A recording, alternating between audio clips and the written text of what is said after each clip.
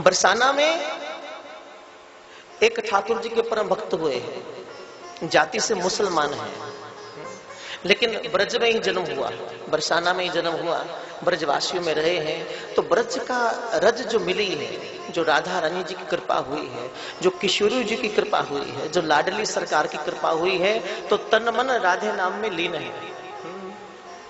और बाबा की वृद्ध अवस्था हो रही है, घर में एक टूटी फूटी कुटिया झोंपड़ी, बड़ी गरीबी है, बच्चे रहे नहीं, एक पोत्री है, एक पोती है, और बाबा ने उसका नाम क्या रखा? राधा। नाम क्या रखा? राधा। और उसके ब्रज के प्रति भाव को देखकर, इस प्रेम रस को देखकर ब्रजवासियों ने बाबा का नाम रख दिया गुलाब सखी। बरसाना में आप जाओ ना तो गुलाब सखी का चबूतरा है, जहां पर अक्सर बाबा बैठते थे। और सही कहूं तो भक्त के साथ कभी थे नहीं लगता, संतों के साथ कभी थे नहीं लगता। वो सदा हैं, सदा थे, सदा हैं और सदा ही रहते हैं। उनका कभी मर नहीं होता।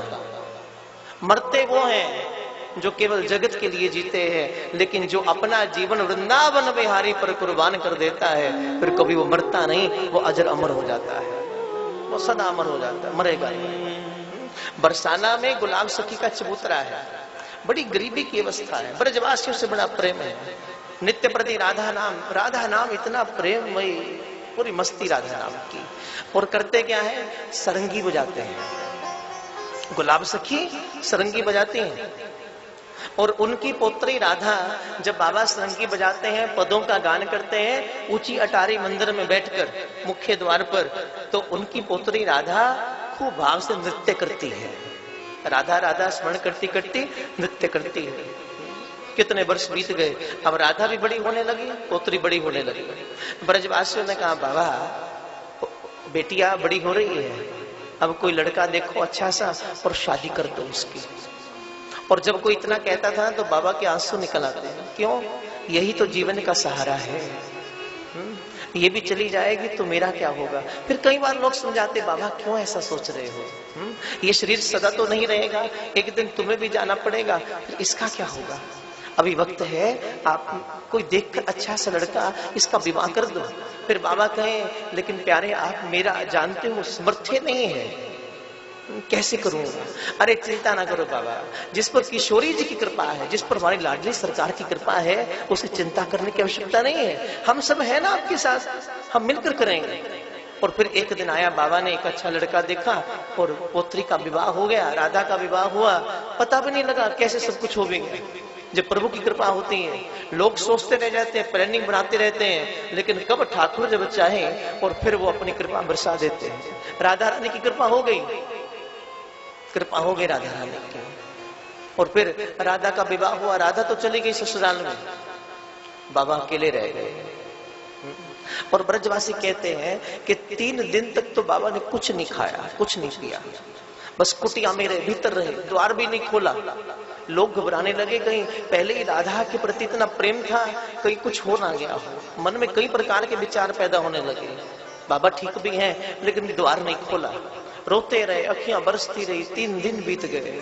फिर लोगों ने एक दिन बाबा को फिर समझाया, बाबा क्यों चिंता करता, एक दिन तो जाना था ना उसने। तो फिर वही गीत गाया कर, राधा नाम स्मरण किया कर। लेकिन मन को कौन समझाए? मन व्यथित है, मन में कष्ट है। और फिर एक दिन बाबा ने, सांझ का वक्त हुआ, अपनी सरंगी उठाई और पहुंच गए ऊंची अटारी मुख्य द्वार पर। और आज अखियां बंद है, झरझर बरस रही हैं। किसे याद कर रहे हैं? अपनी पुत्री राधा को। और सरंगी क्यों बजाते थे? जो सरंगी बजाकर कुछ मिल जाता था, लोग कुछ दे जाया करते थे, उससे बाबा का जीविका चलती थी।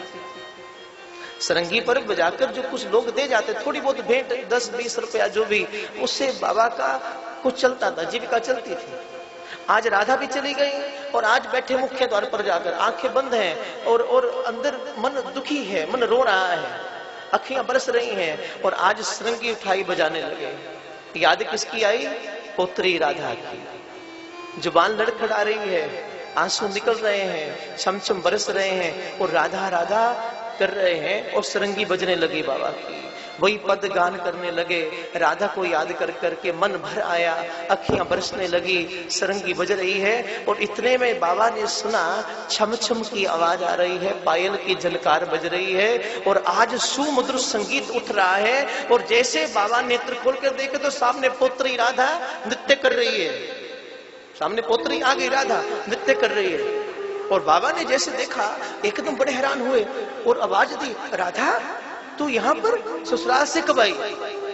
मन रो रहा, अखियां भर आई खुशी के मारे कि राधा तू यहाँ पर। लेकिन बाबा की मन ने कहीं कहा, आत्मा ने कहीं कहा, ये स्वर राधा का नहीं है, ये पायल की झंकार राधा की नहीं है, कुछ अलग है, कुछ अलौकिक है।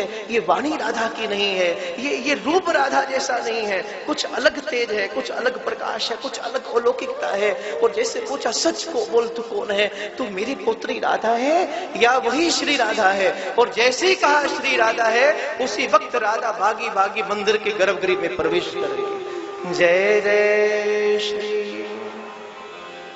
और बाबा देखते रह गए, रोते रह गए और कहते जैसे राधा रानी जी साक्षात प्रकट हुई थी और जैसे बाबा ने आवाज दी राधा, और राधा उसी वक्त भागी मंदिर की ओर। और बाबा भी इतने भाव में ग्रसित हो गए, शरीर की खबर नहीं रही बाबा को, गुलाब सखी को खबर नहीं रही। और गुलाब सखी राधा राधा कहते कहते पीछे पीछे गए।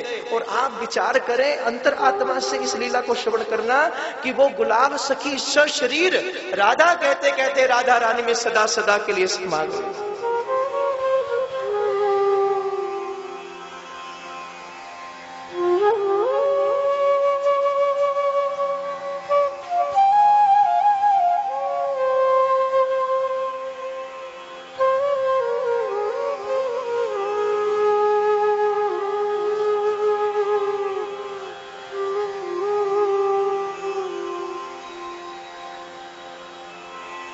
आप हृदय से सोचो, क्या गुलाब सखी राधा रानी के लिए सरंगी बजाती है?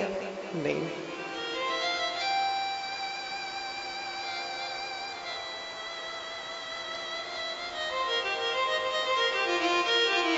बाबा यहां सरंगी बजाते हैं राधा रानी के लिए नहीं, अपनी जीविका को कमाने के लिए।